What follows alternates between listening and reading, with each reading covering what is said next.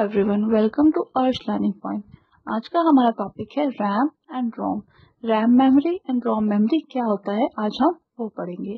आइए स्टार्ट करते हैं। इस रैम, तो आप देख सकते हैं मैंने रैम की जगह पे डेफिनेशन में नीचे एक ब्लैक बोर्ड की पिक्चर लगा रखी है। तो हम एक ब्लैक बोर्ड के एग्जाम्पल से आज समझेंगे कि रैम क्या चीज होती है। RAM stands for Random Access Memory. It stores the information temporarily and work like a blackboard. ये blackboard की तरह काम करती है और इसमें जो मेमोरी है टेम्परेरी टाइम के लिए ही सेव होती है। The information stored in memory is lost when we turn off the computer or the power goes off. यानी कि अगर हमारा कंप्यूटर ऑफ हो जाए या पावर चली जाए कंप्यूटर की, तो हमारा जो इंफॉर्मेशन है वो लॉस्ट हो जाएगा। तो एक ब्लैक बोर्ड की तरह कैसे आप अपने दिमाग में अगर एक ब्लैक बोर्ड को लेके चलेंगे कि हम उसमें जितना काम करते हैं वो तभी रहता है। जब हमें नेक्स्ट ओवरराइट करना होता है, उसमें कुछ और लिखना होता है, तो हम पुरानी वाली मेमोरी को इरेज कर देते हैं। तो यहाँ पर जितनी देर तक हम काम कर रहे हैं कंप्यूटर में, जितनी देर तक कंप्यूटर हमारा ऑन है रैम में, उतनी देर ही मेमोरी स्टोर रहती है। और जैसे ही हम अपना कंप्यूटर स्विच ऑफ करते हैं या फिर लाइट चली जाती है, पावर चला जाता है, तो हमारा जो है स्टोर किया हुआ डाटा उसमें से गायब हो जाता है, लॉस्ट हो जाता है। बात है व्हाट इज रोम। रोम क्या है? रोम की जगह पे मैंने यहाँ पर एक ऑडियो प्लेयर, ऑडियो डिस्क लगा रखा है।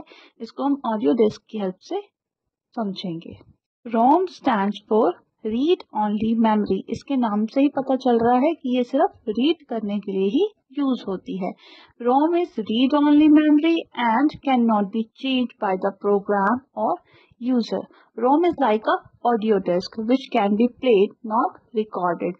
यानी कि जिसमें हम सिर्फ कोई भी चीज को प्ले कर सकते हैं, रिकॉर्ड नहीं कर सकते। आप दिमाग में ऑडियो प्लेयर, एक सीडी को दिमाग में लेके चलेंगे कि हम उसमें मैंने एक बार डाटा, एक बार सॉन्ग फीड कर दिया, तो उसके बाद हम उस सॉन्ग को सुन सकते हैं, खाली उसमें एक न्यू सॉन्ग और ऐड नहीं कर सकते।